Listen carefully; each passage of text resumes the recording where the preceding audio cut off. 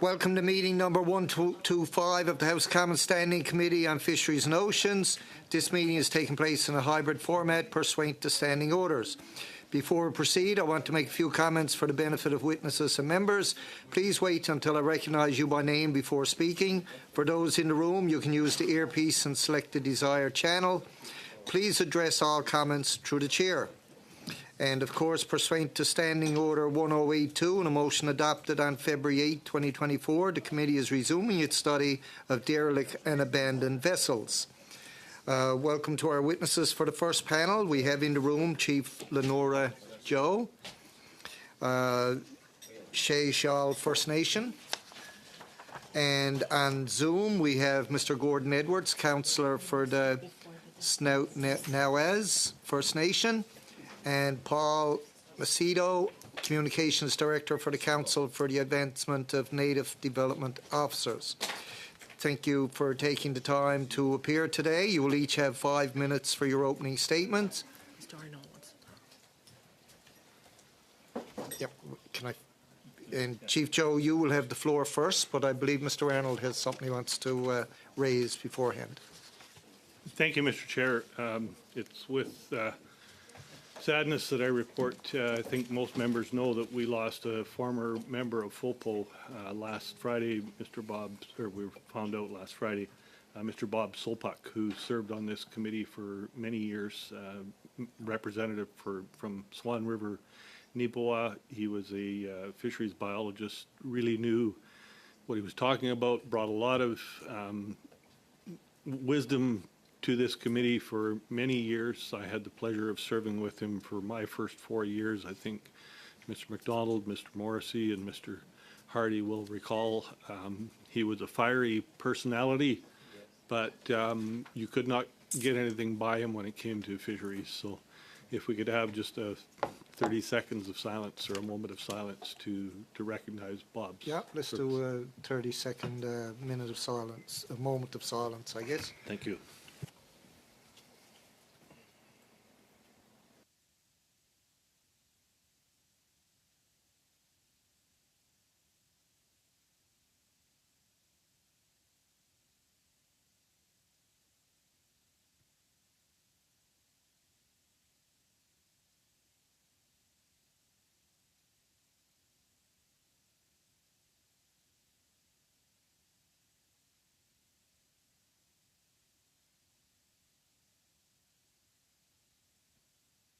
Thank you, everyone. And you're right, Mr. Arnold. Mr. Solpak was a valued member of the committee and very knowledgeable in everything we studied when he was a member. He was well versed in many things that were necessary to know for this committee and to challenge ministers and other witnesses. He certainly knew his stuff. So again, we pass along our regrets and our condolences to the family that are left behind. We'll now go to Chief Lenora Joe for 5 minutes or less, please. Olnomsh. Hlahewos, Yalkamot, Seychelles Nation, Amosh. I'd like to thank everybody. Thank you, Mr. Chair. My traditional name is Yalkamot. I share that with my grandmother and my great-grandmother, and I am the chief of the Seychelles Nation. I am the first elected woman chief of our nation. And fun fact, when we were required to abandon our hereditary chiefs and go to an election process, my grandmother was the first female councillor voted in at that time. So got a little bit of a legacy to stand up to. So I thank you for allowing me to come and speak to you today about the derelict vessels throughout Canada. In British Columbia on the Sunshine Coast, we are the land between two waters. So our community sits between the ocean and the inlet, and we have a lot of, we are surrounded by water. Our Seychelles people are known as salmon people. Salmon and marine resources are integral to who we are. As Seychelles people, we are unique in the way of life. The health of our marine environment is essential. Over the last number of years, we have seen the collapse of the salmon species, as we've seen across Canada as well. The health of our marine environment has been affected in such a way that our resources have been impacted by many things, including the derelict boats. For many years, we have sought to address derelict vessels in our SWEA. The irresponsibility of others is saddening in our community, with incredible responsibility of the cleanup. It's massive. As stewards of our land, we have always worked to protect and more recently restore our environment. We are very committed to ensuring the enhancement of our people. We are looking at ways to protect our forest. We are looking at ways to protect our waters and our land. Our most recent partnership with BC to address the dock management plan in our SWEA. And we've been very successful. It's been a long process in working with them to address all of those areas that have impacted the way of life for us. Food security is huge in our community.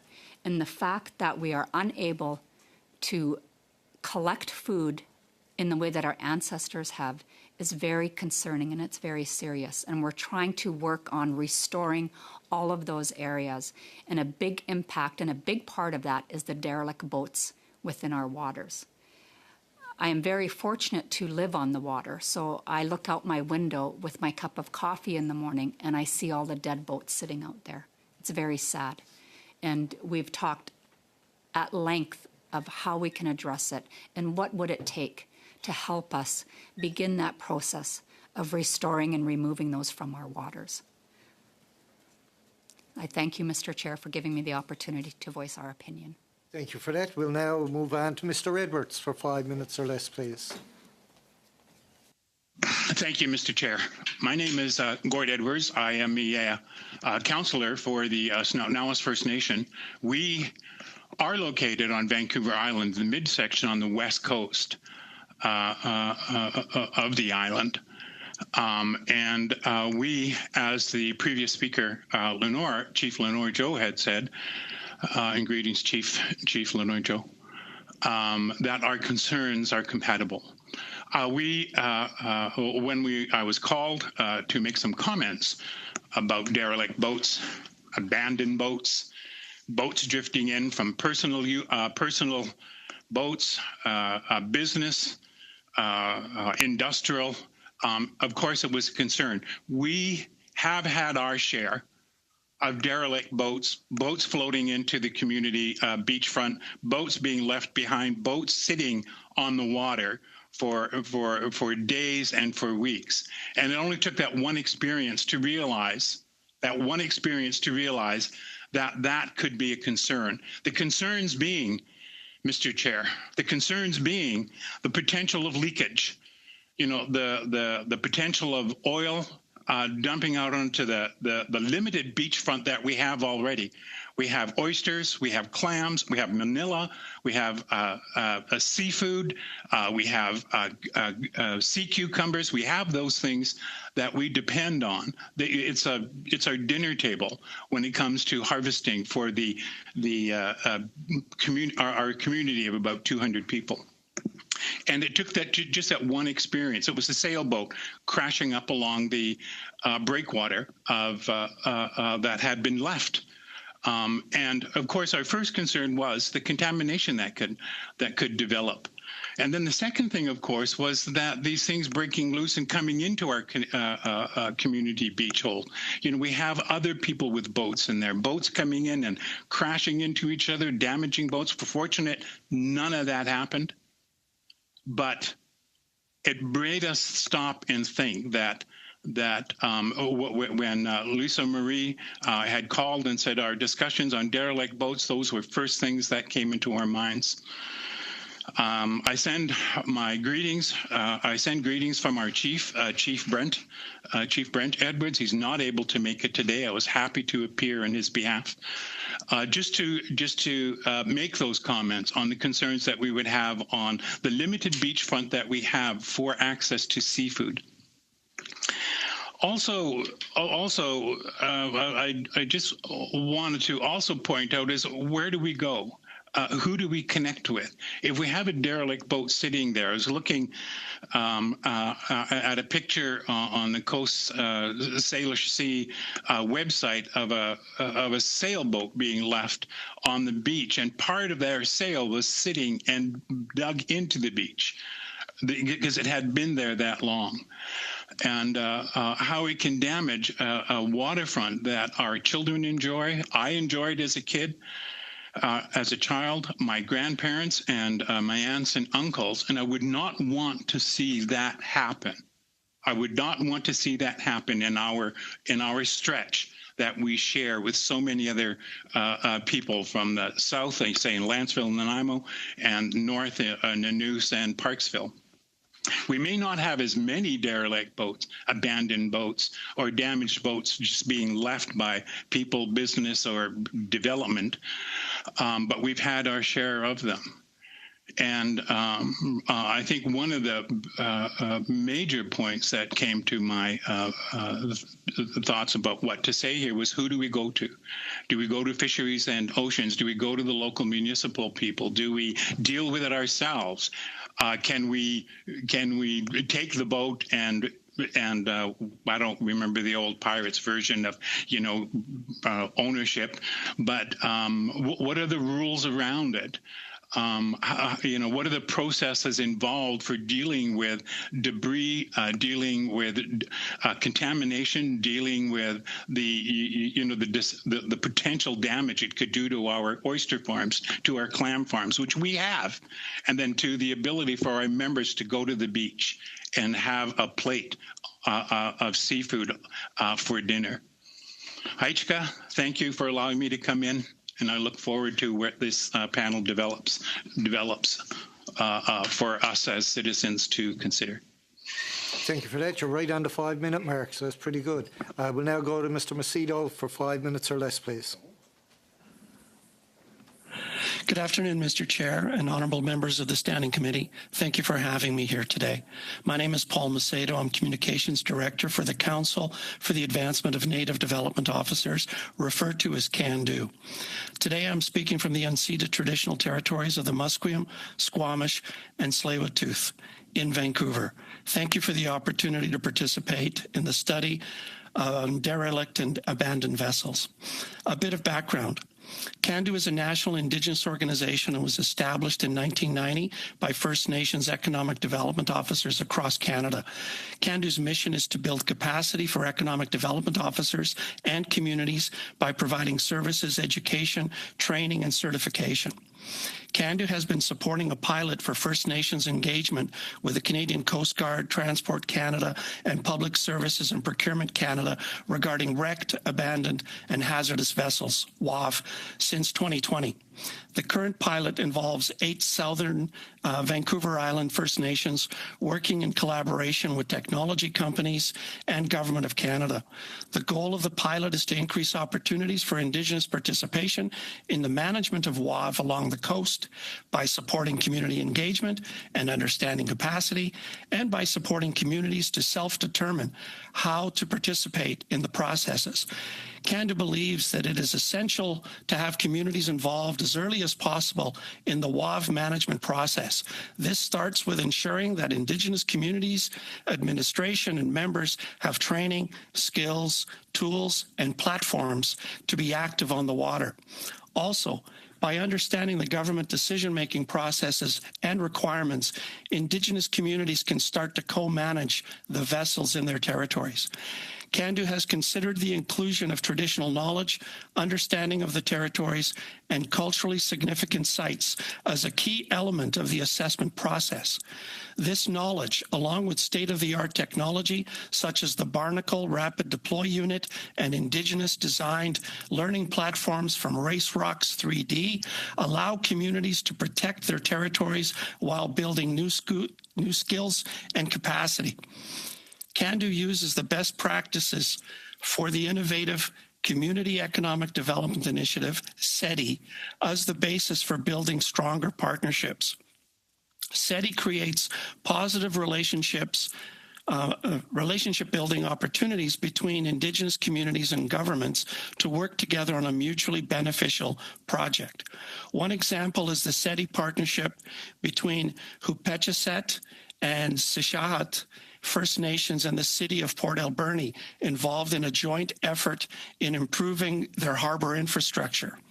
The Highland Nation and the District of Kitimat are also part of the SETI partnerships, and their work was recognized for a Reconciliation Award in 2024. Some key takeaways. Indigenous communities have been stewards of our waters for time immemorial and have the most at stake in ensuring their territorial waters are properly managed. The local First Nation is often the first to observe, report, assess, and activate. For example, the MV Leviathan near Ahousaht and the tugboat Nathan E. Stewart in Halsik.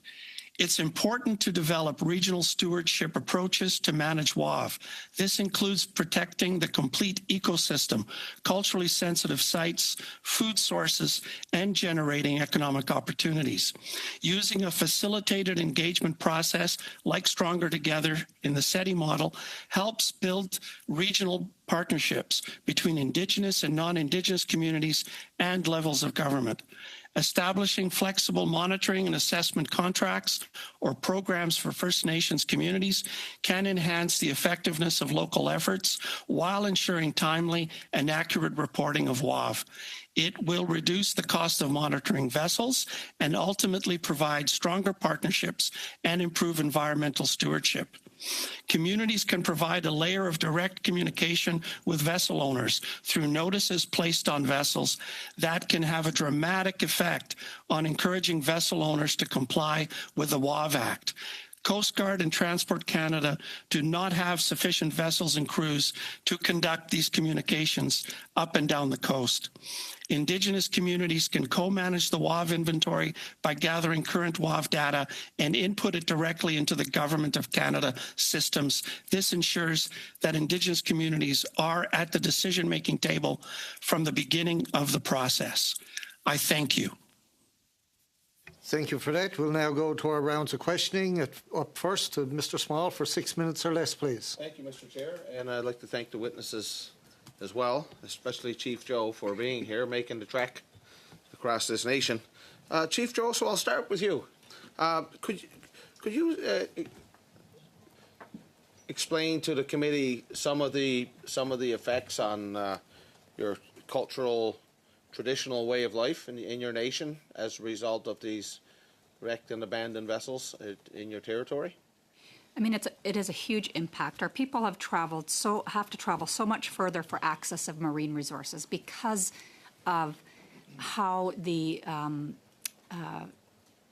contamination has happened. So when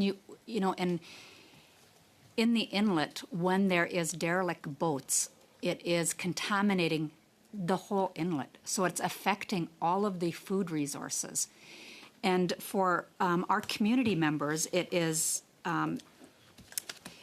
to have access, to marine resources, including clams, oysters, seagrass.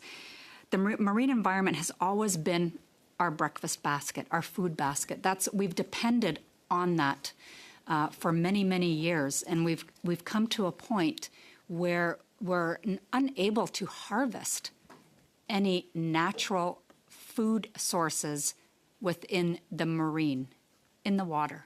Anything that we want to collect, we can't. So it has a huge impact to us. The example I will, we have the boats in our inlet. The contamination is, it's very difficult to have a vision of that. Like it's right in front of us. We see it happening. We don't know what to do about it. Also, who do we contact? We've been advised that, if we want to start looking at doing any kind of a cleanup, do we have the authority to go and clean it up? It's in our SWAYA. Do we have authority over the waters to go and remove things as we see fit? How can we clean it up? How much of a cost is that going to be? The impacts by leaving it there is huge. Some of those vessels have been out there for years and years. Most recently, we've had a ferry boat sink in our Swaya. And it was purchased by a group of people who thought it would be a great idea to have it so that they have somewhere to go to work on developing their drugs. So it was a drug boat. They were making all of the drugs on this boat. They were having parties on the boat. We were trying to figure out what could we do to stop this. And then the boat sunk, and it's still sitting there. Nobody knows what to do. We don't know what the impact is going to be in that area. We don't know what kind of drugs were on that boat, let alone the boat itself, the materials on the boat, the impact to the environment just from the materials. It is huge.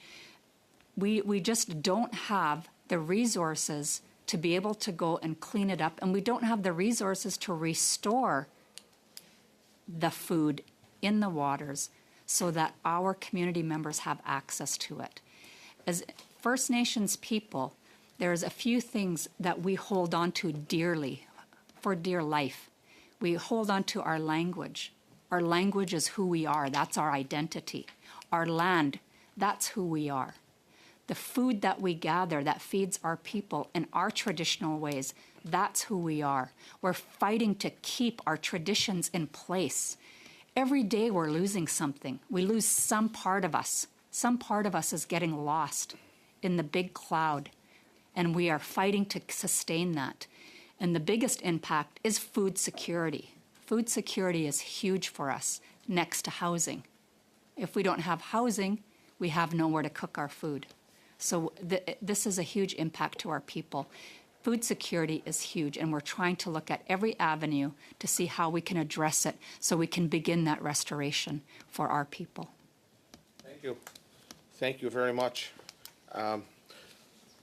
Chief Joe. I've got a question for Mr. Macedo. Mr. Macedo, do you have any commercial fish harvesters that you represent in your area? Thank you for the question.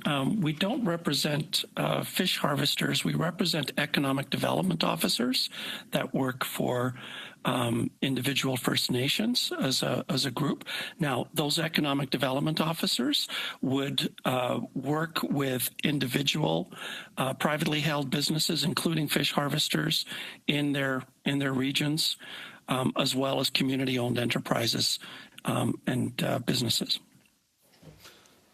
So what's been the impact of these abandoned and derelict vessels on your community, and how could things be handled in a better way to get some of these derelict vessels removed faster? What we're trying to do is work with Canadian Coast Guard to develop processes whereby First Nations marine teams can feed information and data directly to Coast Guard for proper assessment of the vessels of concern. We think that would expedite the process. Then, in turn, Coast Guard can work with First Nations marine teams to do preliminary assessments and work at recovery or removal of the vessels. Thank you. Thank you, Mr. Small. We'll now go to Mr. Waller for 6 minutes or less, please. Thank you, Chair. In our last meeting, we had an interesting discussion about what federal agency was best suited to be able to tackle this very frustrating issue of abandoned and derelict boats. And I think that's why I'm so thankful today that we have witnesses, Indigenous witnesses representing Indigenous governments that are here to talk about how the Government of Canada can work better with Indigenous people, Indigenous governments to tackle this issue. And Hewis, you mentioned in your opening remarks and in response to my colleague, Mr. Small, about some of the impact that it's having to the Sechelt people. But I know this is an issue that the nation has been working on for some time. And I was hoping you'd be able to explain to this committee some of the work that the nation's doing to tackle this issue. Thank you, Mr. Chair. So some of the things we have been working on, some of the things that we've done with respect to trying to work with the province on dock management. Dock management plan was very significant for us to work on because of the amount of docks in our SWAYA and in our inlet was having a huge impact on our food security. We had access to so many different kinds of food with respect to, clams, oysters, seagrass, herring eggs. I could go on where we've lost that access to that. So we worked on the dock management plan for over 40 years, and that was only one step. We knew that we had to address the docks, but we also understood that we have to also address the derelict boats. That has not been something that's just all of a sudden occurred. Our ancestors, our predecessors have been working on it and trying to work with different levels of government on how we can address it. And for the most part, we've left it to the federal government to address it. We've expressed our concerns, our frustrations, how it's impacted our community, our families, our food security, and so we're at a point where we want to work with you. How can we address this? We've worked very, very hard with the province of BC to address dock management. We could see that they were struggling to address it on their own, so we came in and provided assistance in that. As Indigenous people, the most important part of our role is to secure all of the environmental impacts that affects our community.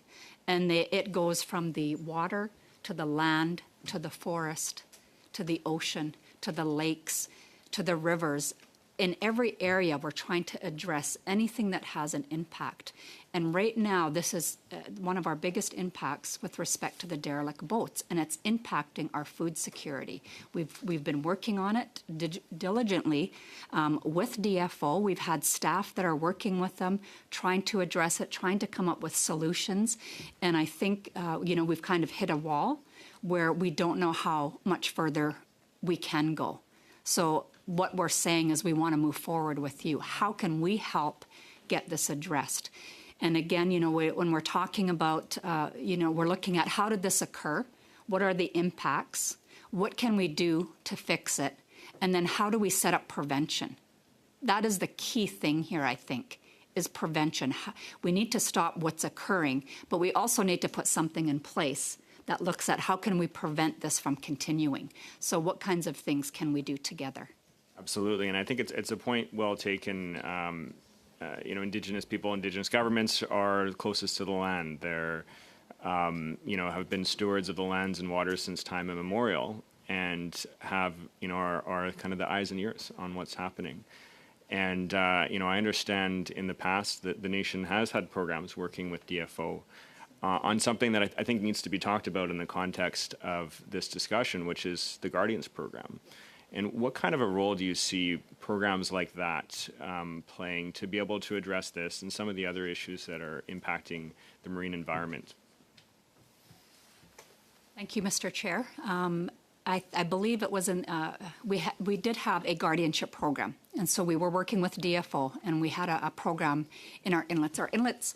Our inlet is one of the deepest. It is the deepest inlet in Canada, in the world. It's very deep and it's very long. So we had a guardianship program that we were working in partnership with DFO. And I'm not exactly sure what happened in talking to some of our predecessors. For whatever reason, the funding was just discontinued. So we've been having a lot of discussions about it, and we were indicating at this point we believe that it has to be one of our priorities, that we have to look at how we can fund this program. And could we proceed and move forward without DFO? That's the question. I don't believe we can. So we are asking DFO to come back in and partner with us. It is very important for our nation members to be patrolling the waters and monitoring it and letting us know when things are happening. It's very difficult right now. Our inlet's very long. You know, I probably myself get up the inlet probably 2 or 3 times a year, and every time I go up, I'm very shocked at what I see. I see the derelict boats. I see a lot of illegal things happening, and then again we're asking ourselves, you know, how do we monitor this? How do we protect it? And I believe that we could do it very well, and we have the capacity to do that within our nation, and we do want to work with DFO on that. It is very, very important. Our community members are passionate. They're diligent. They want to protect our land. They want to protect the water. They're going to go out there and make sure that happens. And so that is in the best interest of all of us to ensure that that does happen. So we're very hopeful that we can work with DFO in readdressing this issue and getting our guardianship program back on track. I have been monitoring the guardianship programs up in the north with the Haida and other nations, and they're very significant. I am so impressed with how they're working with DFO on their guardianship programs, and we welcome the opportunity to be able to offer that same support. Thank you, Mr. Waller. Before I go to Madam Debienne, I just had a note passed to me that Mr. Edwards has to leave at 5:15 our time, and if anybody has a question between now and 5:15 to Mr. Edwards, you should probably try and get it in. So we'll now go to Madam Debienne for 6 minutes or less, please. Merci, Monsieur le Président. Merci à nos témoins, Thank you, Chair, and thanks to witnesses with their excellent contribution to our knowledge.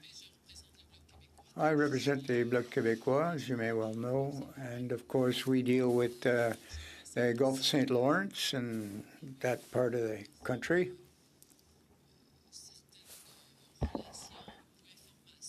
You have information, knowledge, or perhaps correspondence and contact with First Nations in the eastern part of the country, I'm assuming, and I'd like to know how that was going, and I'd like to talk to Chief Machado. Joe, sorry.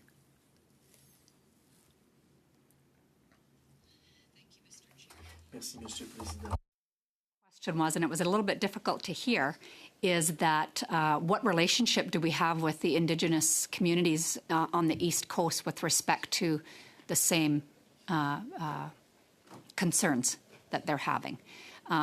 Right now, we don't have a relationship with anybody from the East Coast other than through our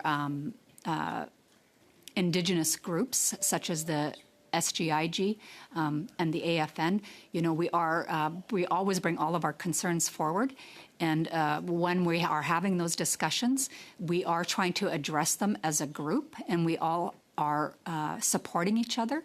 I don't have any contacts on the East Coast that can assist me or help me address the situation. However, I would say that if there was a nation that could provide that and would be more than happy to collaborate with us, we would be very excited to do that. Merci de votre réponse. J'irai peut-être avec... Thank you for that answer. I have another question for another chief. Don't know if I'm going to pronounce it correctly, but Machado, perhaps? Paul Macedo, that's it.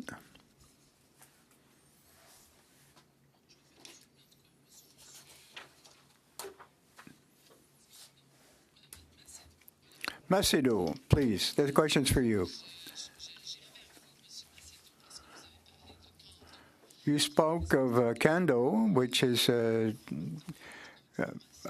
training program, community development officers for First Nations.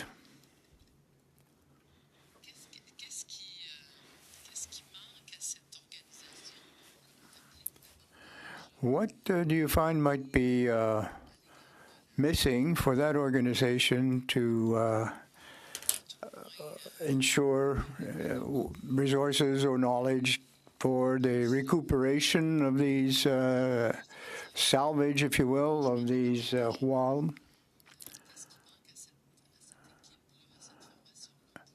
Is there anything you could add to the training so that you would get concrete results, positive results, more conclusive results? Is it money? Is it the Coast Guard to support, or Fisheries Department? What would you need to ensure progress? Thank you, Mr. Chair.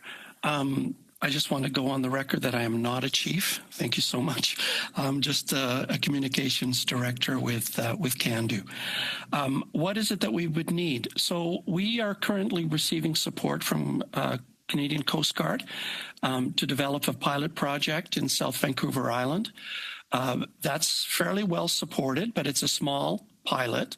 And what we want to do is take the lessons learned and the processes we're developing and amplify that and expand that to Mid-Island, Up-Island, to all of the coasts, including the St. Lawrence, where communities have identified this as an issue and where there is interest in not only applying the lessons and processes, but looking at food security and also economic development opportunities. So we're looking to scale it up.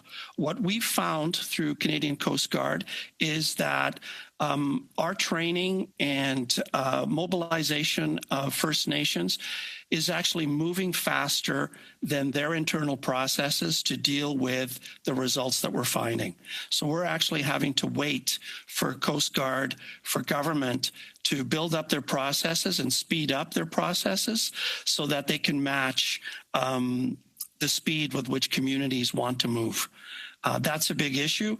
I think training could be involved. I think one of the issues is safety and security on the boats and on the water, ensuring that those that are participating in the assessment and eventual removal and recovery of these vessels have the proper training and risk assessment involved to keep everyone safe while undertaking some of these tasks. Thank you.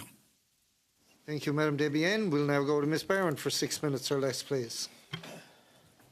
Thank you, Chair, and thank you to the witnesses who are here today. Welcome, Chief Joe.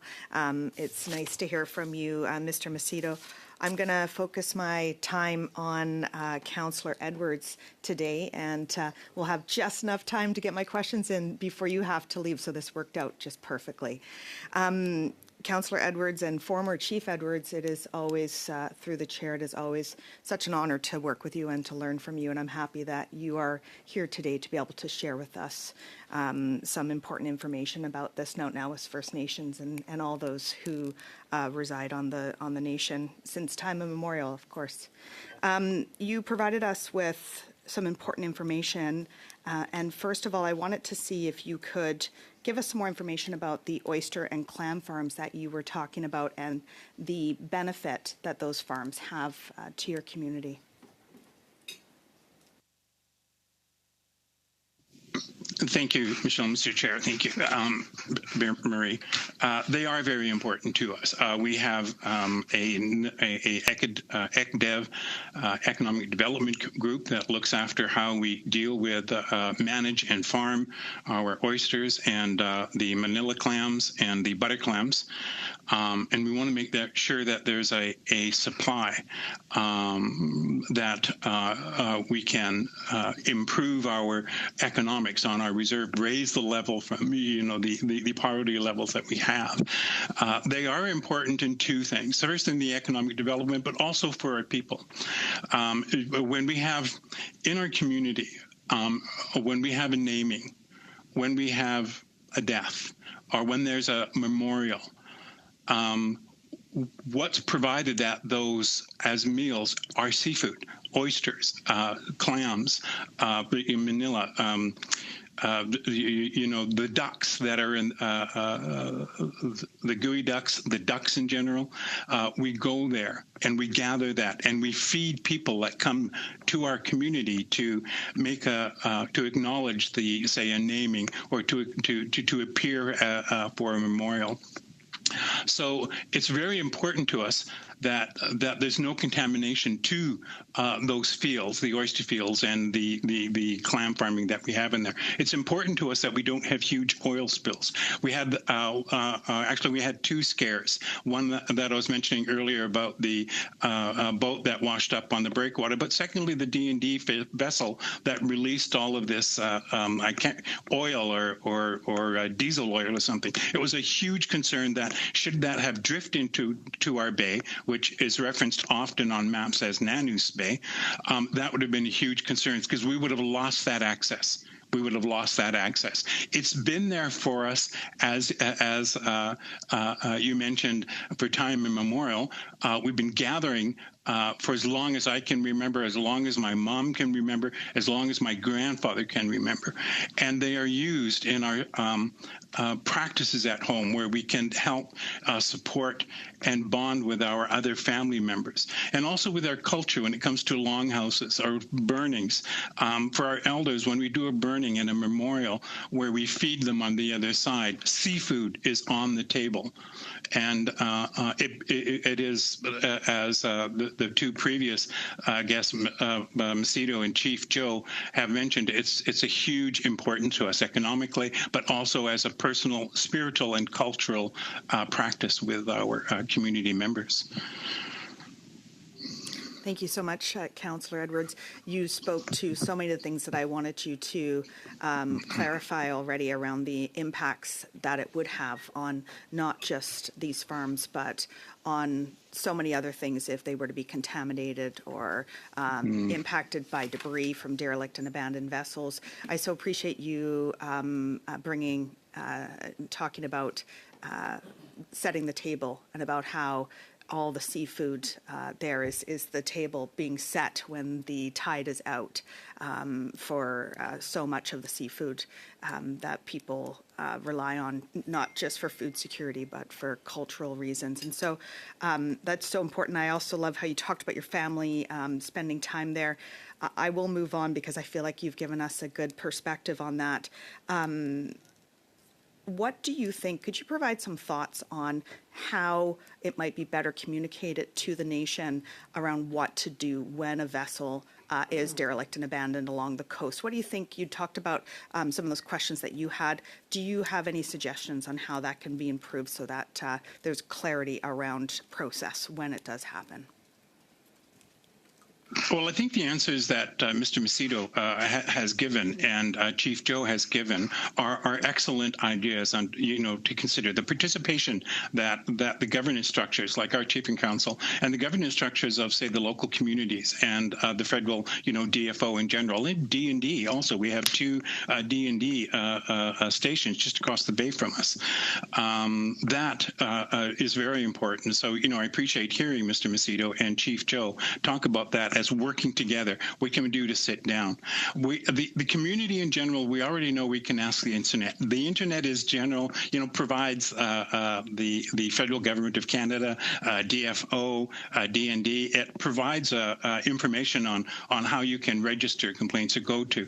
But it's always much more grateful and appreciated for face-to-face contact because of the familiarity that we need on who we need to connect with. I think the process of information provided through the internet is good. That always needs to be investigated, because when we access this, say with DFO, we need to make sure it's, what does D&D say, or what does RDN say, or what does the Fed say. So we're constantly sort of having to research it even further. The direct communications is always the best way. Councillor Edwards. Thank you, Ms. Barron. We'll now go to Mr. Arnold for 5 minutes or less, please. Thank you, Mr. Chair. And if Mr. Edwards has 60 seconds before he has to run, I'd like to touch base a little bit on what has stated and then get his take on what needs to be done. You said, where do we go? Who do we connect with? It sounds like there's little information available or readily available out there as to how a community or anyone should react should they come across an abandoned or derelict vessel, or if one is abandoned in their territory. Could you state what's missing in your opinion?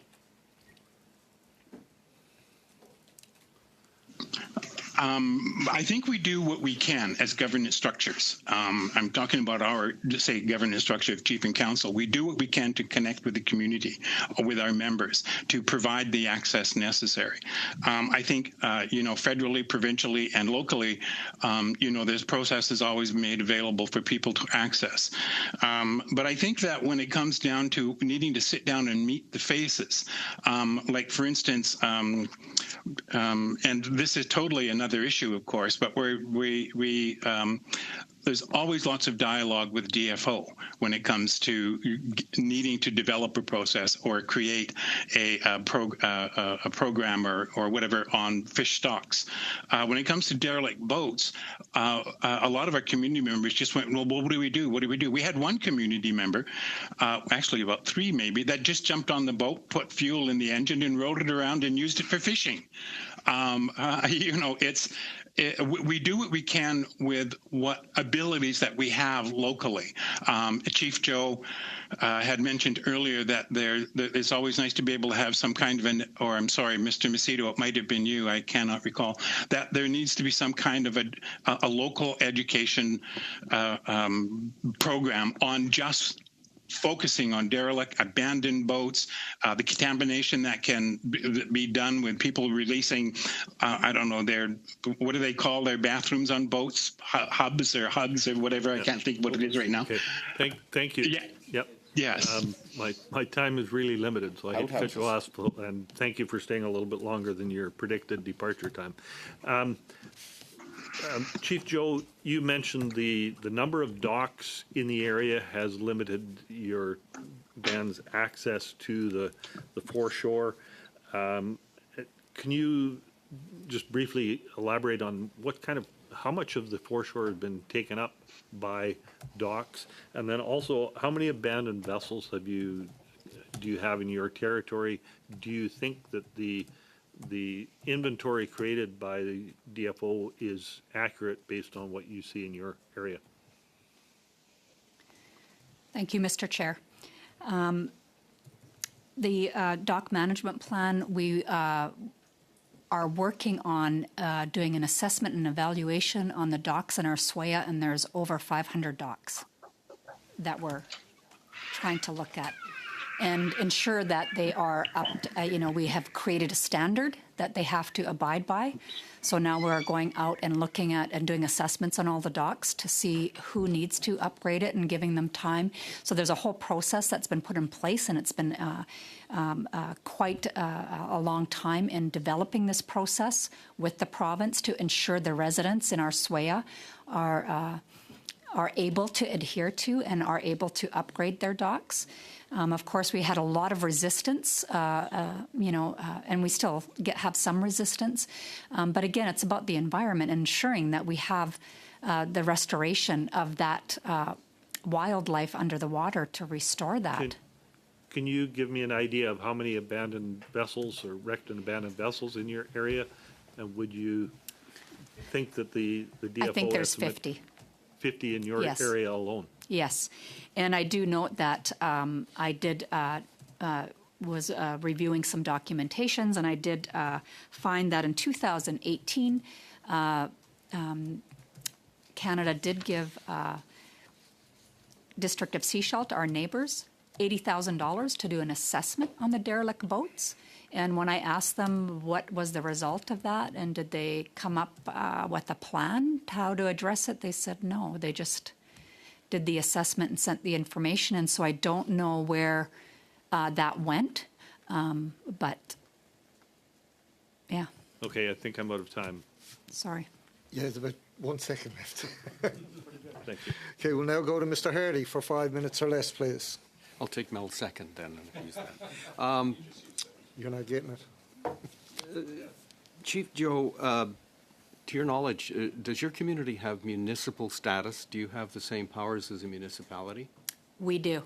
Okay, because there are, some very good information that we received from the Cadborough Bay Dead Boats Society that actually outlines you'd actually have quite a bit of authority on the shoreline, even into the water, because the British Columbia government owns kind of all of that territory. And that might be worth looking into, because then you'd have the opportunity to create bylaws and really tighten up the system. So that's worth a look. The Guardian program that you mentioned earlier, do you have any idea how much funding you did receive for that Guardian program before it was canceled? Unfortunately, no, I don't, because it was in the late 90s it was canceled. If you have records on that and could... I probably could find out. Definitely, I could find out and share that information with you. In some of our earlier testimony, we found that one of the problems with people abandoning boats is that there are not harbor masters, present. It's just kind of a free-for-all. And perhaps if your Guardian program was, was reestablished, that could actually help pay for a harbor master that could keep tabs on things. Mr. Macedo, do you see? I noticed that economic development is kind of in your field of interest. Are there economic development opportunities available that would allow, some kind of industry to crop up around dealing with derelict boats? Mr. Chair, absolutely. There's a tremendous opportunity at the removal, recovery, and so on. What we found when we originally approached, CANDU was approached to develop Indigenous participation plans and to help formulate wording and design of requests for proposals that would encourage participation in the removal and recovery of vessels by Indigenous businesses, either privately held or those owned by community. But what we found was that we were too far along in the process for communities to be actively engaged in that. Their priorities, as has been stated by other witnesses, including Chief Joe, their priorities lie earlier in that process, in food security, in cultural preservation, and environmental stewardship. If we can gain the trust and build capacity in First Nations through their marine teams at that early stage, we can then also show them, as they're developing data on vessels of concern in their territorial waters, they can then start looking at, well, if we're protecting our environment and we're protecting our food security, we can also participate in the economic opportunities involved in the removal of these vessels. And so that at that point, it's showcasing to them what the full opportunity really is. And then they can take steps to develop skills, purchase equipment, develop training, work with ISET holders to organize training of their youth so that they can more fully participate in the full spectrum of opportunity, from assessment, monitoring, or monitoring, assessment, and then removal and recovery. Thank you, Mr. Macedo. I want to sneak one quick question in here back to Chief Joe. And I actually wanted to ask this of Councillor Edwards. He mentioned the Nathan E. Stewart, and I remember at the time one of the big tripping points was the fact that Indigenous knowledge wasn't considered at all, when they were trying to recover the oil and deal with the Nathan E. Stewart. Has that situation improved in the relationship with the DFO and the Coast Guard? I am not sure. Okay. Hardy will now go to Madame Debienne for 2.5 minutes or less, please. Est-ce que tu veux mon temps, Lisa? Alors, Monsieur le Président, je vais céder mon temps. Chair, I think I'll give my time to Ms. Barron. Ms. Barron, you have 5 minutes or less, please. Thank you, Chair, and et merci, Madame Desbiens. C'est très gentil. Thank you, Madame Desbiens. Very nice. Will be to Chief Joe. Chief Joe, thank you for all of your thoughtful information that you've brought forward today. It's very good information for us to bring with us as we form recommendations for the government on how to best move forward. You had spoken about, through the chair, Chief Joe, that your people were salmon people is what you were talking about. And I'm wondering if you could speak a little bit more on the impacts on people in the nation of human-caused pollutants like derelict and abandoned vessels. I'm wondering if you could just expand on that a little bit more on the cultural impacts, anything further that you can add to that would be really helpful.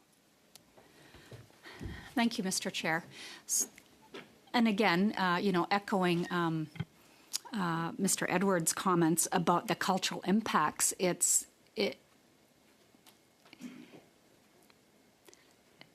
is who our food is part of our culture.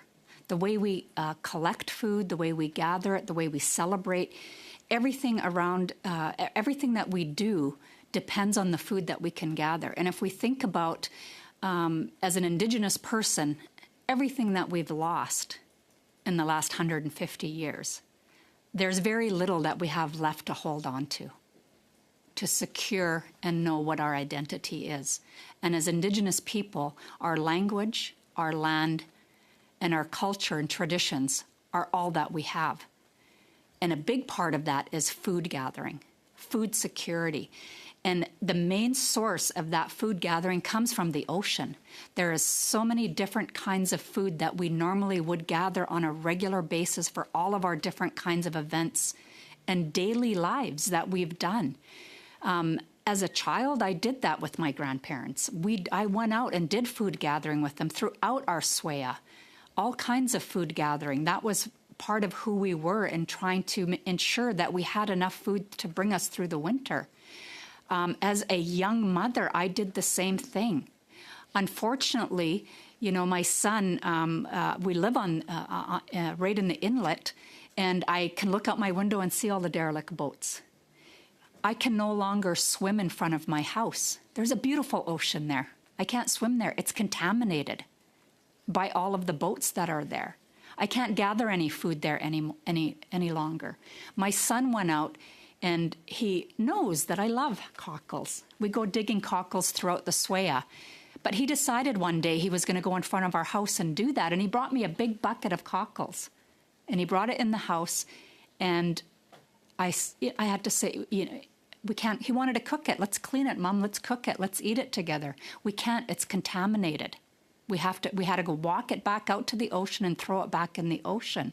How do I explain that to my 10-year-old son, that we can't gather food? We have to go to other places. We have to go far up the inlet to try to gather some of our food to bring it down. It's very difficult, not just for our elders that don't have access to the food that they ate on a daily basis, then we don't have access to any further. And the risk that our children, our grandchildren, my great-grandchildren, are not going to have that opportunity or know what that is huge for us. We're very concerned. We're very upset. We want to work on it, and we have been doing what we can. We've taken some of the boats out at our own cost because we were concerned about it. But the impact is huge. We don't have the time. We don't have the staff. We don't have the funding to be able to address that, to begin to restore all of those areas. So it is very difficult. Thank you, Mr. Chair. Thank you so much. It's very powerful information. I only have just a little bit of time left, but I wanted to ask a question to Mr. Macedo. If you could speak a little bit around your thoughts on how important it is that the vessels are cleaned up prior to them sinking and why that might be. Mr. Chair, absolutely. What we've identified through the First Nations that we've worked with is a growing frustration that they recognize vessels that are in danger of sinking, but no action can be taken until they're sunk. And so the frustration is that not only the cost, but the effort and the potential damage to ecosystems is much greater on the two sides of that scale. And so what we're trying to do is work so that First Nations know that when they assess or when they monitor and feed that data back to Coast Guard, that data is valued and that is going to create a priority for Coast Guard to consider. There's a big difference between the number of vessels on the vessels of concern list and the number of vessels on the vessels concern list for each First Nation. Those two are not the same. Okay, thank you, Mr. Macedo, and thank you to Ms. Barron. I want to say a huge thank you to our witnesses for our first panel, Chief Joe and Paul Macedo and Mr. Edwards as well. I know he's left the Zoom call, but again, thank you for sharing your knowledge with the committee as we do this particular study that we're doing right now. So we'll suspend for a few moments to switch out for the next panel. Thank you very much.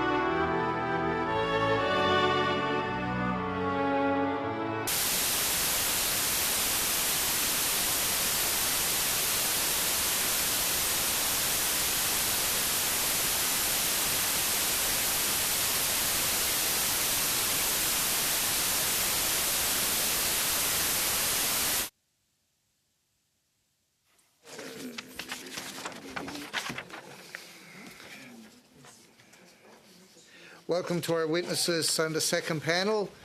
We have in the room from the Snuneymuxw First Nation, Mr. John White, Director of Marine Division. And on Zoom, we have elected Chief Councillor Ken Watts from the Sayshot First Nation. Thank you for taking the time to appear today. You will each have up to 5 minutes or less for your opening statement. Mr. White, you're up first for 5 minutes or less. Thank you, Mr. Chair. I'd squall everyone. At the pay, Saithia, Tanitsnot Snenemo. My name is John White, and I'm, like you said, the Marine Director for Snenemo First Nation.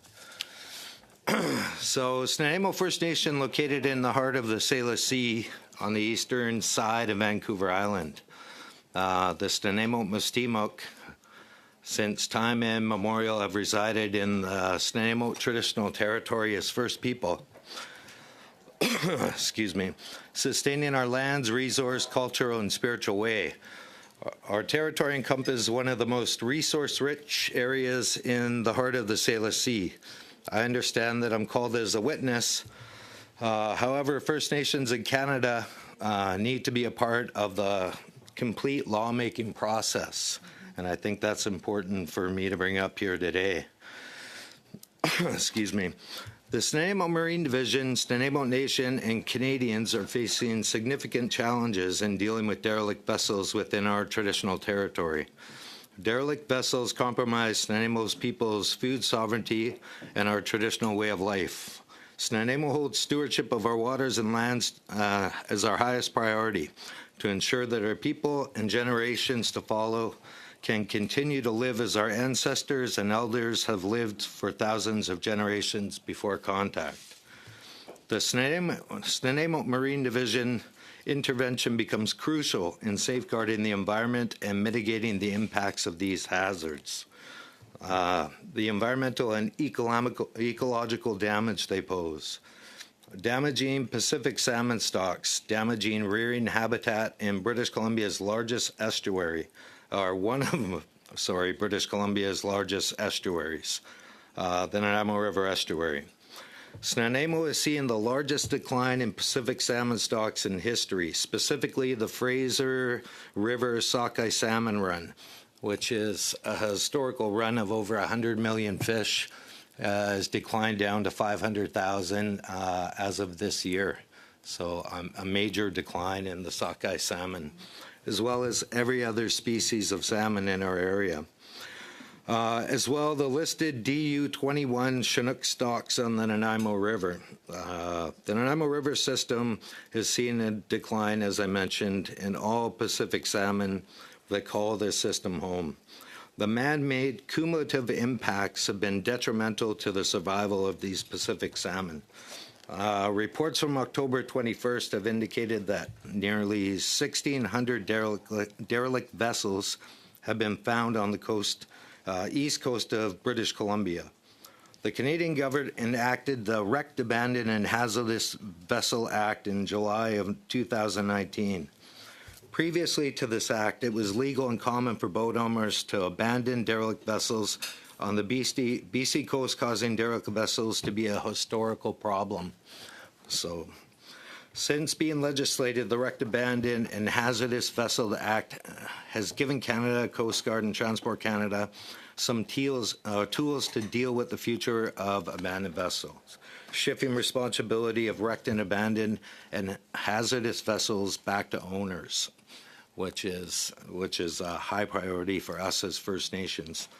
That being said, the lack of capacity and timely response is becoming more evident with the Canadian Coast Guard and Transport of Canada, and First Nation response has become ever more relevant.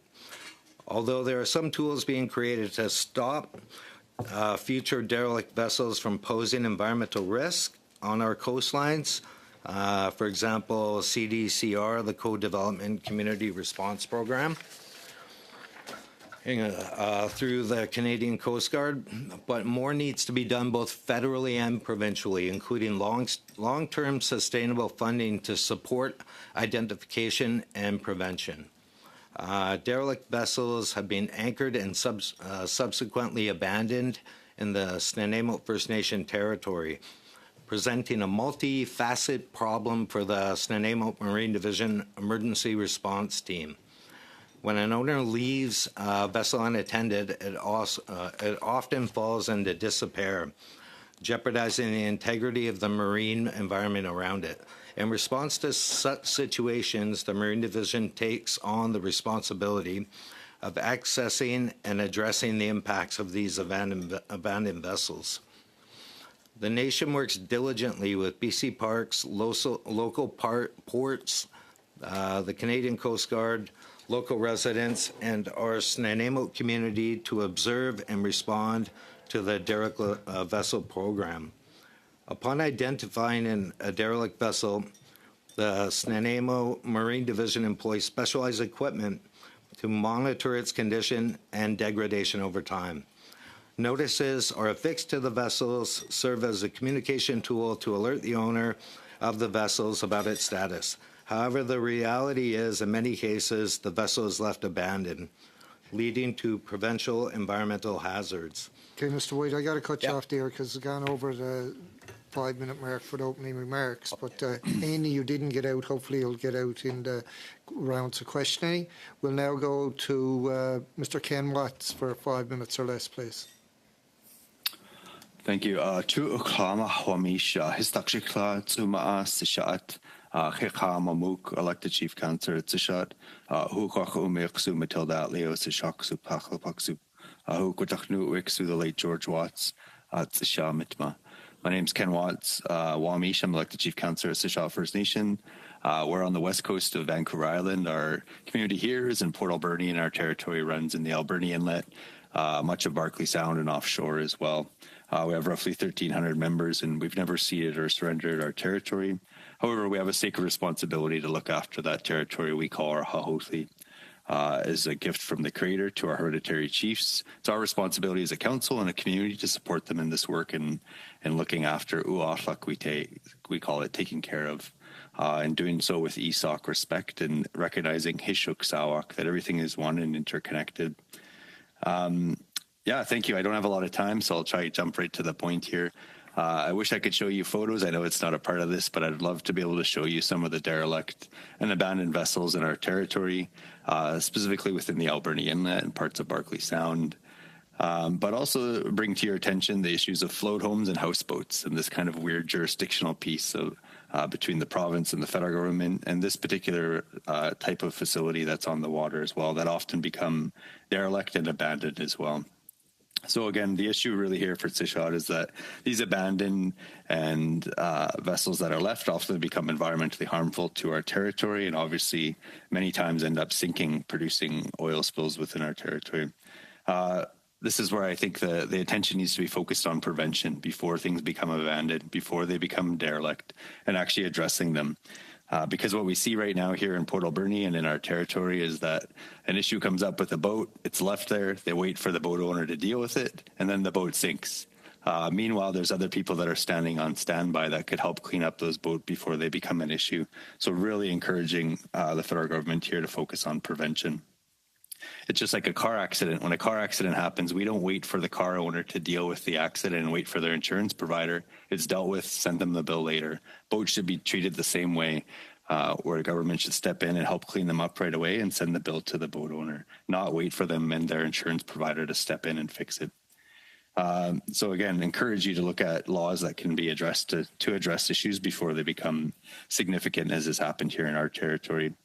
Also, for Sishat First Nation, we have seen the support from the WCMRC, the work that they have done, the West Coast Marine Spill Response Team here on the West Coast. They have stepped in and been on standby waiting to deal with these derelict and abandoned boats before they became an issue. Also, groups like Coastal Restoration Society here on the West Coast has done a ton of work cleaning up here within our territories and done it in collaboration and in partnership with First Nations such as Sishat. There's also federal and provincial jurisdictional issues in terms of the locations that the jurisdictions that happen here. For Sishat, we have the Port Alberni Port Authority, as well as the province jurisdiction and foreshore responsibility in our territory. And I think it often becomes muddied waters about whose responsibility. And another recommendation you'll hear from me later is about really ensuring that the responsibility to consult and work with First Nations isn't just passed on to the Port Authority, who may sometimes never actually consult with the nations about what's actually happening in their own backyard. At the end of the day, the Crown still has a duty to consult, accommodate, and seek the consent of the First Nation. And right now, that is not happening in our territory. There's also a head lease here in Sishat territory that the Port Alberni Port Authority used to have from the province of BC, but right now that's expired. To date, we've had little consultation and engagement about any of our waterways within our territory, from the lakes, down the rivers, down the inlet into our harbor. However, we are working collaboratively with some of your counterparts in Parks Canada, as the Pacific Rim National Park Reserve does operate within Sishat unceded territory. So again, I think some of the actions around improving in federal responsibilities, accountability, and ensure that there's not just an offloading responsibility to port authorities to work with First Nations, that the federal government still has an underlying responsibility. So I'll jump right to my recommendations and suggestions and the path forward. One is investing in prevention of derelict and abandoned boats and vessels in the first place. Let's not wait till things become really bad and these boats sink and they become environmental disasters in our backyard. But rather partner with, as mentioned earlier, to some of the other presenters around First Nations Guardian Program. We have a beachkeeper program here that's operated for a number of years in collaboration with Parks Canada. We have staff that are the first ones out there when something's going wrong. They're the first people who see when guests arrive at our shores, and they can obviously be able to provide some much needed support and communications and training for those. The second piece of that is providing training for those Guardian programs to be able to deal with some of these abandoned and derelict boats. More funds also. I got to cut you off there, Mr. Watts. We're going a little bit over time. Hopefully anything you didn't get to say will come out in rounds of questioning. I'll go to Mr. Small for 6 minutes or less, please. Thank you, Mr. Chair. And my question be to Mr. Watts. I see here that you have a Marine Division, an Environmental Division.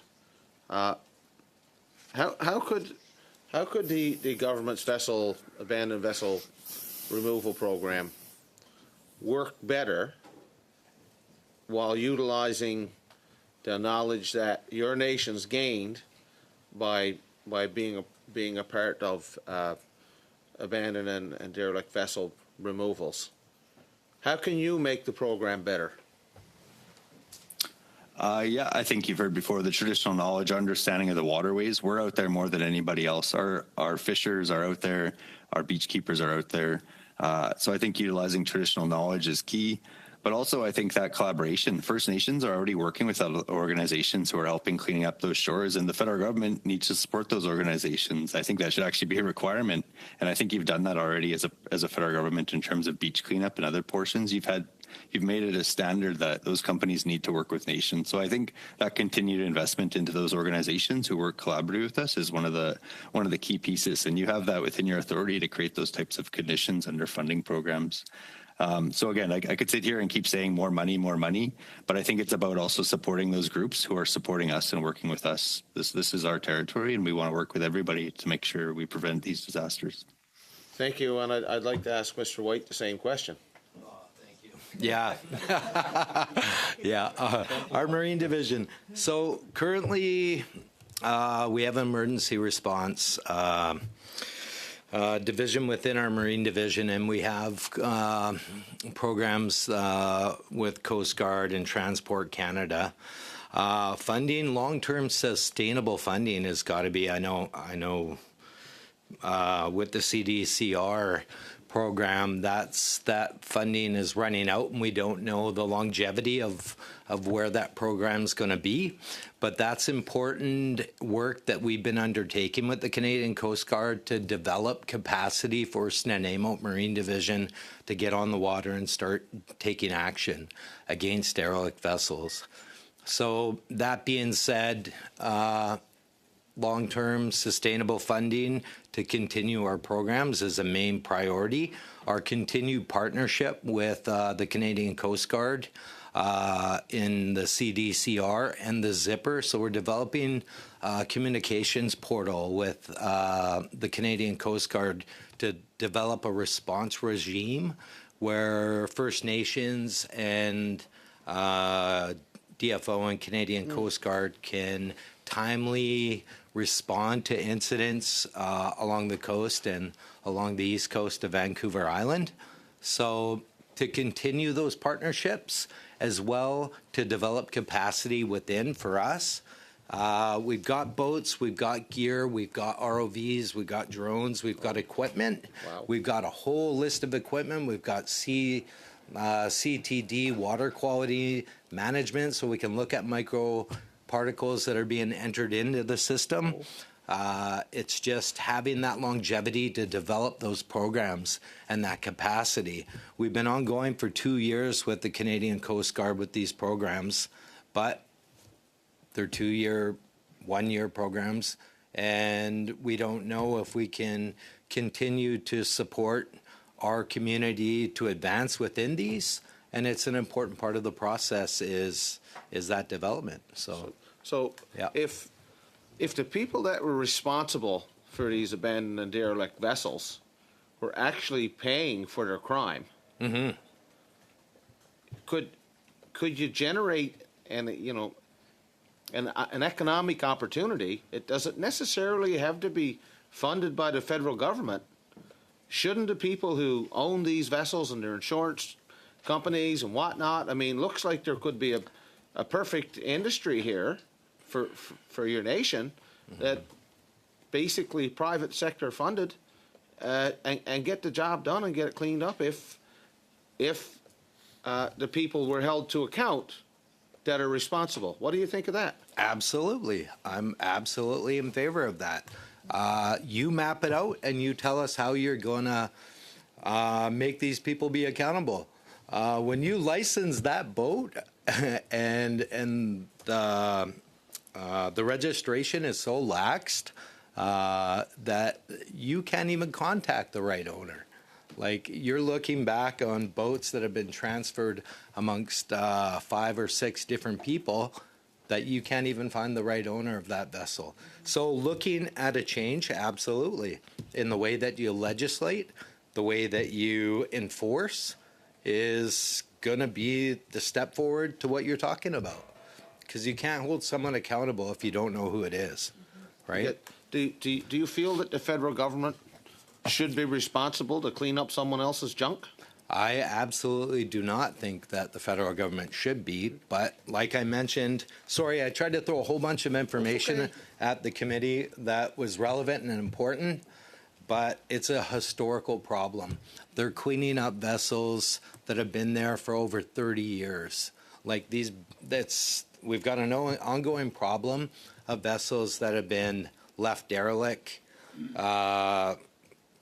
for decades, that are still there, like in the foreshore of a provincial park, say Session Island. So I agree with you. How do you find the path forward? We can do it ongoing now, just as Chief Watts said that, or I'm sorry, Chief Joe, I sat on the other panel too. It should be like it was Chief Watts, said that it should be like insuring your vehicle. Like, you have to pay a deductible if your boat has an accident or it's left there. Absolutely, I agree with you. And the federal government shouldn't be responsible. Thank you, Mr. Small. We have to go now to Mr. Weiler for 6 minutes or less, please. Thank you, Chair. I want to thank both our witnesses for being here by video conference and in person as well. I would like to start with Mr. White. Maybe before my question, I know you had part of your opening statement you were concluding. I just want to make sure I give you the opportunity to finish off with some of the last things that you were saying, if you'd like. Kind of cut out there. Yeah, absolutely.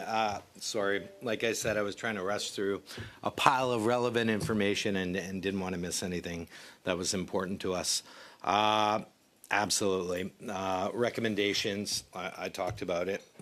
Long-term sustainable funding for First Nations to go after, to continue or start work, because we are the residents. We live on the water. We're usually the first responders when any incident happens. We're the first ones there. We live there, right? So we're still going out. If a boat goes down, we report it, we wrap some boom around it, and we contain it, and we phone the Coast Guard. They're asking us now, Nanaimo First Nation, to send pictures, to send information, like update us, like tell us what's going on, right? So relevancy is finding a path forward. just like, our friend there said, we need to develop different parts of that process, like historical. The government is one of the federal government, is one of the regulating bodies that collects money from the things that happen in the marine environment, right? So historically, there is that responsibility, right? As well as ongoing. So yes, recommendations are, let's start developing laws together as First Nations and on a nation-to-nation level where we can find that path forward. We need to be part of the process too, right?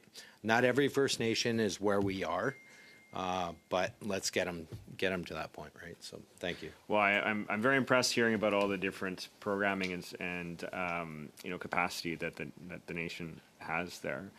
And I just want to pick up on one thing you mentioned, the working relationship that you have with the Canadian Coast Guard. I was hoping you might be able to expand a little bit on that, because it sounds like you have a very strong working relationship. You're obviously being relied upon to be first responders, it sounds like, in some cases. And so when there is a problem vessel that's out there, what is that process like with the Coast Guard? Because I know sometimes it takes some time to get the authority to be able to move and get that authority to do that with those boats that are out there. Right now, our guys, we're basically observe, record, and reporting. Like, we'll go out. In some instances, like I made mention in my speaking notes, that we will move vessels. That relationship with them is every time we see something, I got the guys on the phone to VOC, and like when we respond to something, we push, and I push. And if it doesn't move, then I'll phone them and I'll push and I'll ask for meetings. So we do have a good working relationship with them in some of our funding initiatives that we have. But in terms of it's a big working organization, that Canadian Coast Guard. So we deal with a whole bunch of different levels. And within my position, I have the experience where I work with all different levels. So if it doesn't get brought up to the level that we need, I'll bring it to another level, right? And we'll push to have those vessels removed from our territory. But we're developing that relationship, and we've got staff, and we're reaching out to every different sector within that regime of Canadian Coast Guard.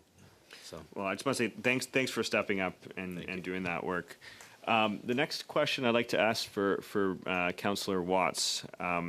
You mentioned as part of your recommendations, investing in prevention, and I think this has to be the biggest priority, because as much as we can do to prevent these types of occurrences from happening, it's so much cheaper than having to clean up boats when they've sunk to the bottom of the water or start leaking oil or whatever the case may be. And you were mentioning one of the ways to do that is through partnering with nations. And so I was hoping you might be able to expand on that with this committee, and particularly with what you were saying as well on how to better deal with licensing, so that we are able to make sure that the polluters pay in this case. Awesome. Yes, I just think, for Dishot here, we're the first people out there to respond within Pacific Rim National Park Reserve in particular. We have guardians that are out there when an incident happens. But I think from the prevention standpoint, a lot of our nations already have people out on the water, whether it's doing monitoring, as was mentioned earlier from John, or there's other work that's happening on the territories. Our people are already out there. So if there's already an opportunity to collaborate and actually start documenting, again, that observe report, as was mentioned, on collecting that data of boats that may look like they'd be an incident, that's one simple way of actually utilizing the people who are already out on the water. Two, the other piece that you just also mentioned, I think there's a bit of an issue there, and I think we wait for something really bad to happen, and then we clean it up after, as opposed to what I just shared with the car accident. We don't sit there and wait for somebody else to come clean it up. Somebody else has sent the bill after. And I think that's what we need to do. This is our environment out here. This is the water right here. This river feeds our community. We also bring in $2 to $8 million into this local economy through our economic fishery. So I don't think we can wait for the environment and we can wait for some insurance provider to give the okay to fix something. And so I think that needs to be streamlined. And there's already a federal matter. It's called Jordan's Principle. Figure out who pays for it later and just address the issue right now and get the other group to reimburse you, whether it's the province or the feds. In this case, whether it's the individual boat owner, their insurance provider, clean it up and worry about who pays for it later, because our fish and our species and the things that are going through our territory can't wait. So sorry, I don't have a lot of time, so try to be quick. Thank you for that. We'll now go to Madame Debian for 6 minutes or less, please. Merci, Monsieur le Président. Merci. Thank you, Chair, and thanks to our witnesses. I'm very glad to hear from you. I represent the Bloc Québécois. I live on the eastern shores of the Gulf of St. Lawrence, and we've learned through Coast Guard witnesses and others who have appeared before us that in the Gulf of St. Lawrence there are issues which are just as urgent as yours. And also there's quite a lack of expertise. The Gulf is quite deep, and a lot of reefs, very complex currents. And we find a lot of wrecks or abandoned vessels because there was some kind of ship that sank. We don't really understand why that the Coast Guard doesn't manage to establish procedures or mechanisms to salvage these vessels from very deep waters. Not always, but often. And we don't know what the contents or the cargo might be on these vessels. Do you meet the same kind of issues on West Coast waters? Or are your challenges is more a question of quantifying how many of these abandoned or dilapidated or ships? Mr. White?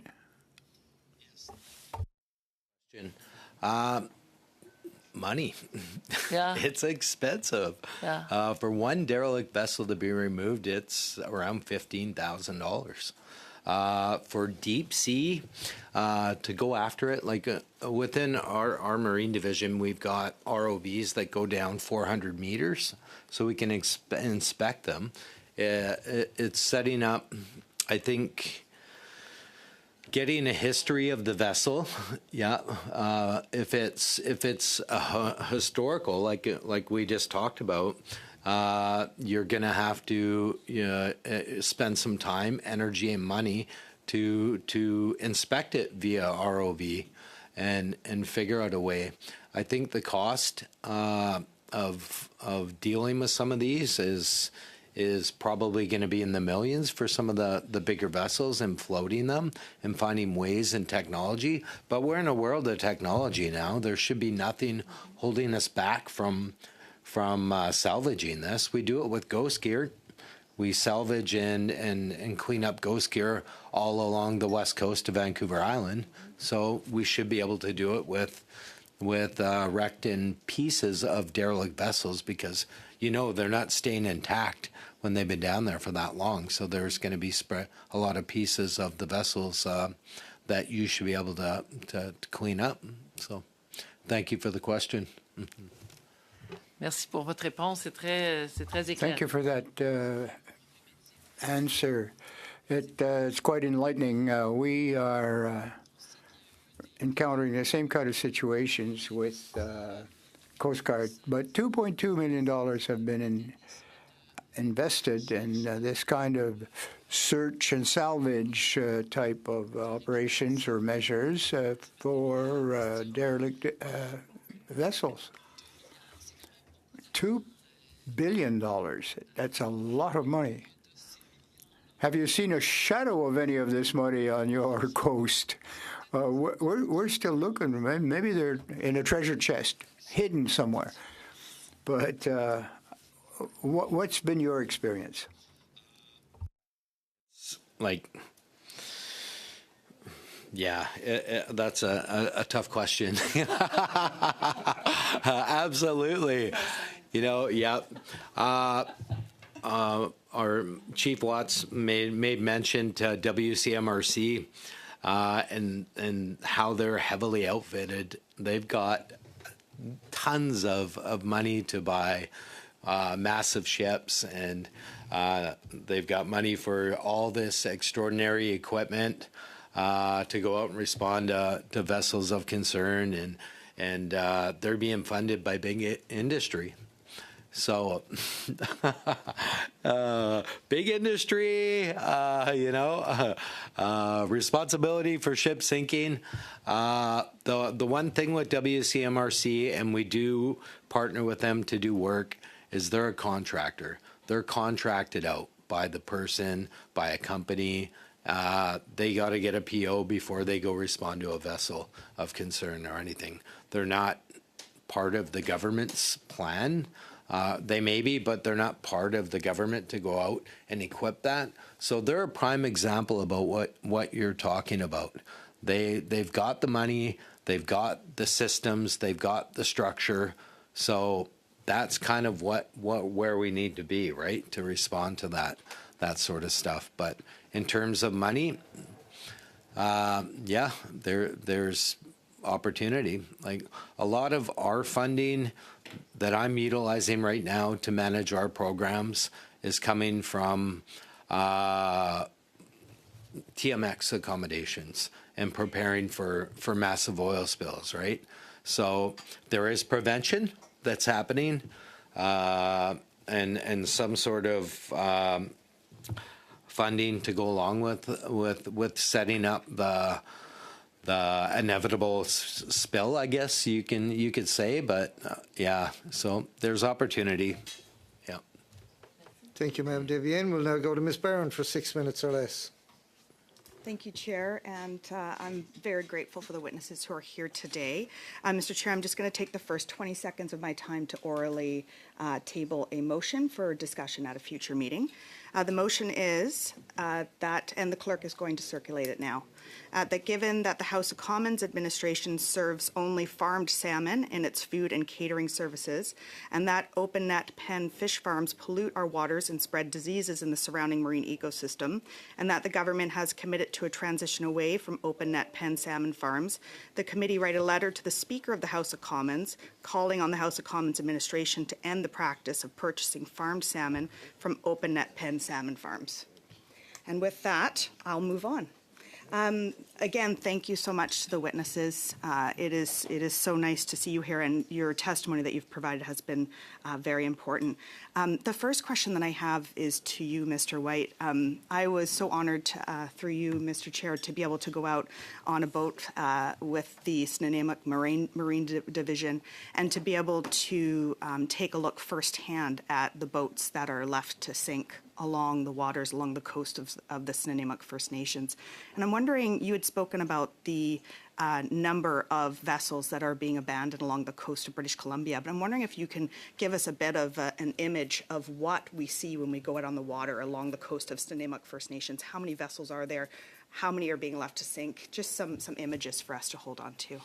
Yeah, so currently, just the other day, we responded to 2, and that's within a week. To give you an idea, we had a windstorm. We've got probably 3 main anchorages within the Snuneymuxw territory where people, I want to go on this big tangent about housing right now, but that's for another thing. So people are choosing to live aboard their vessels, and we've got a high volume of people that are on these vessels, live aboard in front of Secession Provincial Park. And when they decide that these vessels are no longer suiting their needs, or they're too derelict to live on, or they're listing or taking on water, they'll get rid of them, or they'll just abandon them and take off. So right now, I think on the foreshore of that provincial park, we've got probably 4 or 5 vessels that are sitting right on the foreshore of that park,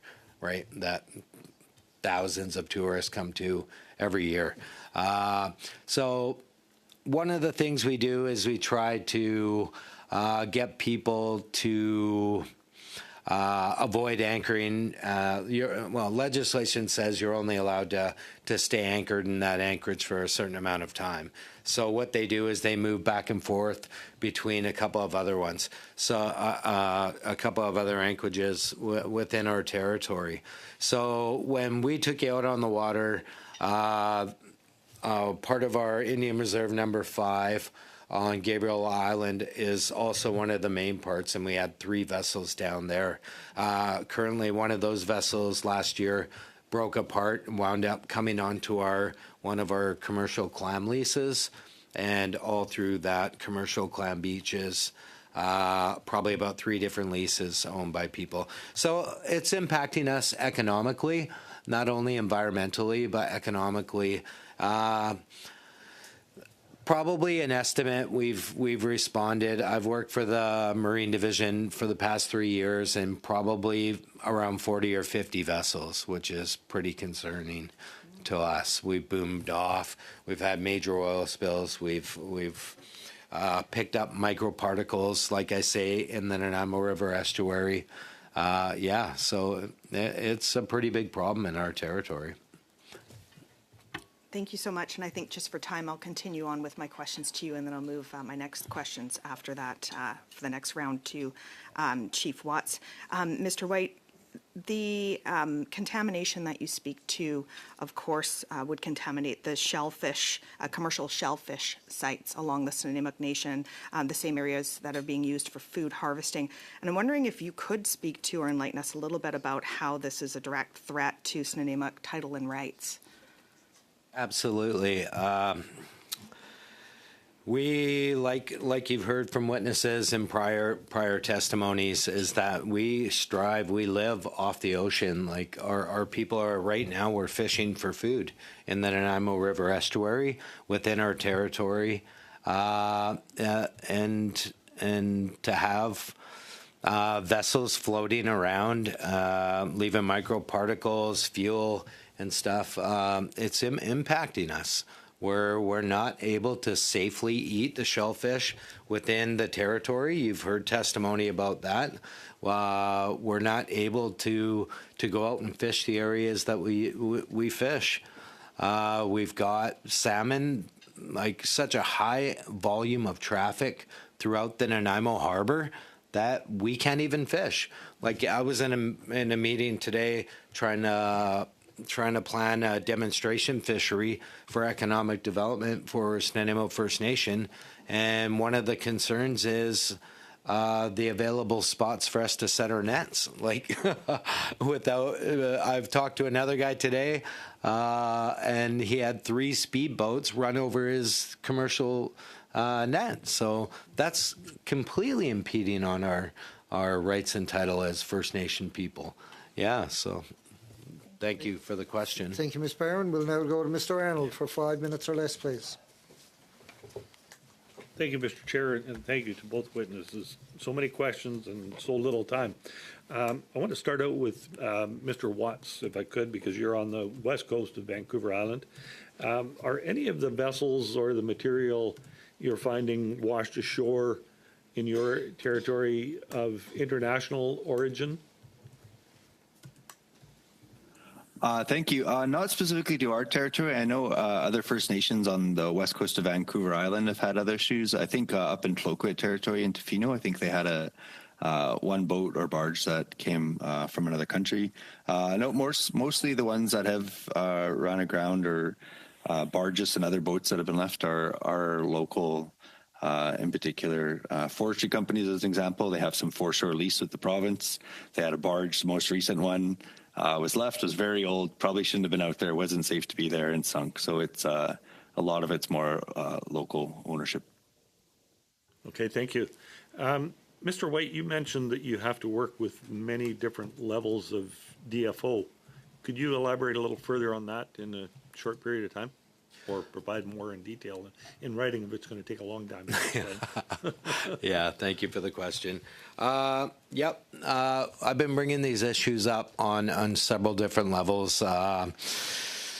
We deal with the federal government in reconciliation working groups that bring these issues to a bit higher level, as well as upper management. I attend upper management meetings with local Coast Guard and DFO, and then we're on the ground level where I'm making calls to Coast Guard's ROC lines and vessel of concern line to report these incidents. So it all starts on the ground level. Our guys going out. If we're not seeing any action on the vessel being removed or the contaminants or the information that we're providing, then I'm going to talk to someone a little bit higher up the chain to start getting things done and getting vessels moved. So should it be a one phone call, one stop shop? Well, it should be. Should be. Okay. It should be. But yeah. I guess for both of you, you can answer individual. Let's start with you, Mr. White. Should the last registered owner be responsible for ensuring the transfer of registration takes place, or else be responsible for the removal or cleanup of the vessel, in your opinion? I think if we did do that, I think it would be great. I think they should be held accountable. I think in some instances, I'll give you an example of a fishing boat. It's on the west coast of Vancouver Island that I was involved with last year. It was a derelict fishing boat, and it had oil and contaminants on it. And Coast Guard was being phoned over and over. Finally, they intervened. The boat, for whatever reason, because of lack of capacity to dispose of the vessel, was towed to Victoria. The amount of that boat, the bill for that boat for disposal was $90,000. So the owner of the boat didn't have that money. So now what do you do? Right? Now you've got a $90,000 bill. You're forcing a guy into bankruptcy. It's his boat and his responsibility, but you're not going to get blood from a stone, right? Thank you. Yeah. Mr. Watts, any comment, or what do you feel about the last registered owner being responsible for the transfer of license to the new owner, or else be responsible for the cost of the vessels? Yeah, I think it hit the nail on the head. The owner of the boat should be responsible for what happens to the boat. I think it's also about streamlining transfers of ownership. And again, I hate to bring up cars example, but just making sure it's very clear on who the owners are. I think what often happens, what I see anyway, is that sometimes those transfers don't happen in time, or some people just don't carry them out right away, and they just buy a boat as an example off somebody and start using it. So I think obviously whoever the owner is at the time of the accident should be responsible for it. Again, but I'll say it again. I think it's about before the incident happens, let's prevent it from happening. And if it does, let's not wait for an insurance provider to step in and fix it. Let's Thank fix you. it. I was trying to get at the prevention piece of it because that's how I think. Thanks for that. We'll now move on to Mr. Hardy for 5 minutes or less. Thank you, Mr. Chair. So what we have is an issue of dock and dash, or boy and boot it. This brings out my internal conservative. I want a gold star for that. Okay. So when obviously there's a lot of sneaking around trying to just get a boat out of the way without anybody noticing. I would imagine, Mr. White, that leads to boats being abandoned in very difficult places in a very dangerous manner, or at least, increasing the potential that something bad is going to happen. Is that a fair assessment? Yeah, absolutely. Okay. I'll give you an example. Very quick one. Very quick. Yeah. So last week, we identified a vessel of concern. We went out. We had a big storm come up, now the vessels scattered all over the beach, right? No response. Right now, we don't have the capacity to remove vessels. We could tow it. I have to intercept you right there. Councillor Watts, you mentioned you have beach keepers that are out, doing this kind of work and looking after the beach. We had a previous discussion with Chief Joe prior to your appearance here, where she talked about a Guardian program that had been around but unfortunately lost its funding. You give me an idea of what the cost is for your beach keepers program? Yeah, so it is funded mostly from Parks Canada, and it depending on the seasons, it could be several $100,000 a year. It's not cheap, as you know, fuel is very expensive, but really they have other jobs that they do. It's not just monitoring for derelict boats. Like they are out there providing visitor services to people. They're often like a first responder sometimes, or the first ones on the shore. So they're pulling multiple tasks. They're also counting southern resident killer whales, much like the others, our friends at Same First Nation. They have a bunch of other work that they do besides just watching out for derelict boats. So that's great. Are they still getting their training down at the Kitts Coast Guard Station? Yeah, so I think that's what's been great is actually a lot of the collaboration. And I shared before, WCMRC is, I know they are industry funded, but they do provide training for us, and we are collaborating with them. And Coastal Restoration Society, again, we do collaborate with other groups that are out there, so they are getting more training. The Coast Guard, they also trained with them as well. So yeah, they do receive training at numerous places with different partners. I mean, you mentioned collaboration. There's a lot of different communities up and down the coast, and although their specific problems might vary from place to place, it seems that there could be good use of time and effort to collaborate and pull something together that covers the whole coast, right? Where you can come up with, the brainstorming and the tactics, maybe get some good advice going back and forth on strategies for dealing with that. Mr. White, a quick comment, if you would. Yeah, absolutely. So that's kind of what we're partnering with the Canadian Coast Guard in developing the zipper tool that's going to allow First Nations up and down the coast to collaborate with response assets and be able to get real-time information from that communications portal to develop that response plan. Good. Yeah. Here's an off-the-wall idea. Sure. Okay, people are abandoning these boats in bad places, creating all kinds of difficulties. What if we set up a system where, look, just volunteer your boat, but make sure it goes to this location, and you'd bring it in, sign a paper, giving it up, walk away. I'm sure that the processing of the boat, both in terms of the time, the effort, and the money needed, would be much better if they basically were just given a free pass to get rid of something that they would otherwise want to, dock and dash. Mm-hmm.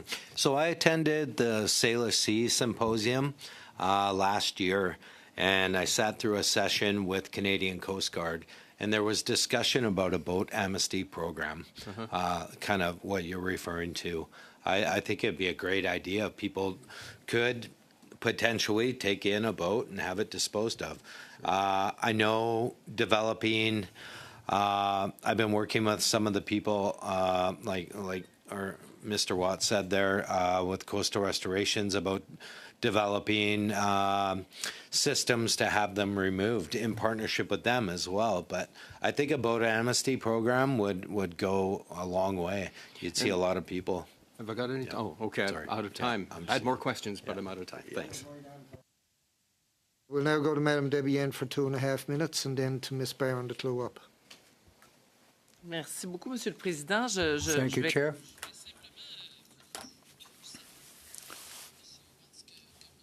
Well, from Mr. White or his colleague, I really appreciate and acknowledge your hard determination to try to make sure that there's a minimum of damage to the environment. And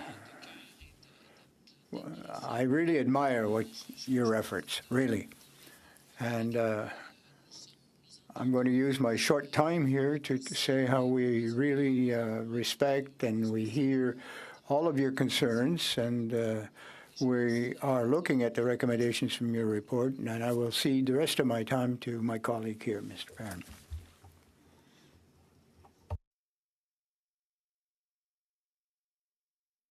So you got about I'm sorry, I was 4 waiting for an minutes. answer to your question. I apologize. Merci beaucoup, Madame Desbiens. That's great that I get that extra time because I was hoping to ask a bit of a bigger question to both of you. Chief Watts, I'll start with you. I'm curious if First Nations were able and interested to take on the work of helping to clean up the vessels. They were funded appropriately. They were supported. What do you think could be possible? And obviously so much different than what we're seeing right now. What would that look like? Yeah, as I've shared before, even with the capacity, like we have 10 boats as a nation. We've got, monitoring staff. We got 10 different staff that are doing different things. I think we as a nation are also doing a bunch of other work. We have multiple tasks that we have to do, and we'd still want to partner probably with other groups. And I use coastal restoration just as an example. There's other groups that are out there. But I think to paint that picture, obviously the resources are important and the boats are important. But in order to do it better, as I've said before, is let's focus on prevention. Let's actually be doing the work to monitor boats before they become an issue in the first place. Like that's where the funding and the resources need to be looked at. Let's not wait for this boat that's barely hanging on by a thread to go out and clean it up after it's been done. And how you do that, I mean, there's a ton of experts that could come up with monitoring ideas of actually checking boats on docks that are of concern and actually finding out a real method to actually going out and assessing these boats before they become an issue. So for us as a nation, we'd love to be a part of it. We'd love to find partners. We don't pretend to have all the answers, but we're here committed to working with everybody because this coast is so sacred to us as well. These are our waterways. This is what feeds our community. So, thank you so much, Chief Watts. I'm wondering if you have any thoughts on that, Mr. White. Yeah. Same thing to echo what Chief Watts said. We have a Marine Division. We've got 20 employees. We've got a dedicated staff to emergency response. But like I say, we don't have infrastructure. We don't have capacity. So as well, we partner with Coastal Restorations. We partner with a lot of different people to get out there. But if we had the long-term sustainable funding for us to get out there and actually do some removal, mitigation. We're at the level now where we're monitoring the vessels. Like we've got barnacle systems that we put on these vessels that'll tell you when the boats list. They'll tell you if they're taking on water. We're putting stickers on boats. We're there. We just need to move it a bit forward ahead and either like Chief Watts said, partner with people or start developing our own way to start removing these vessels in partnership with Canadian Coast Guard and Transport Canada.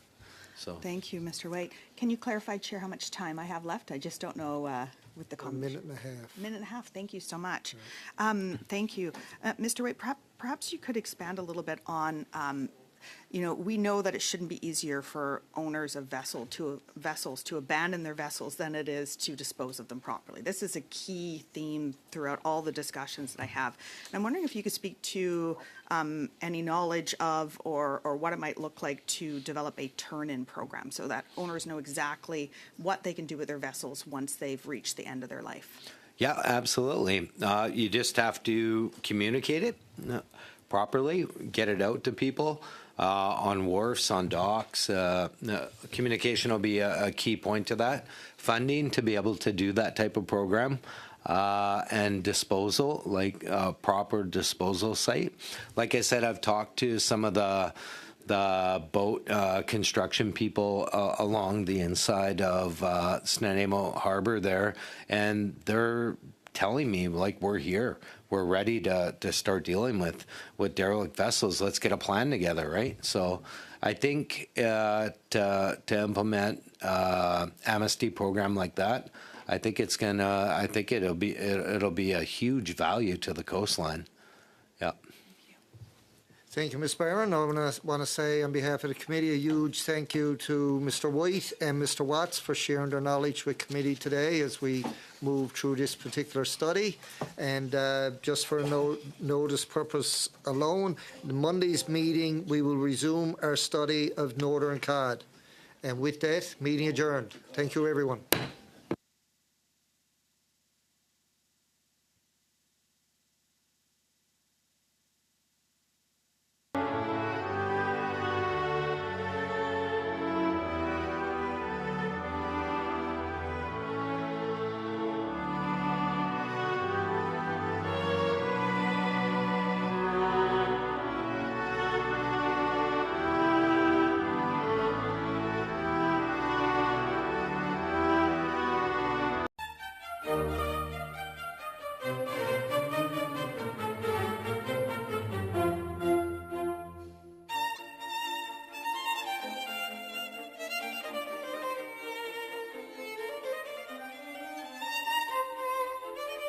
you.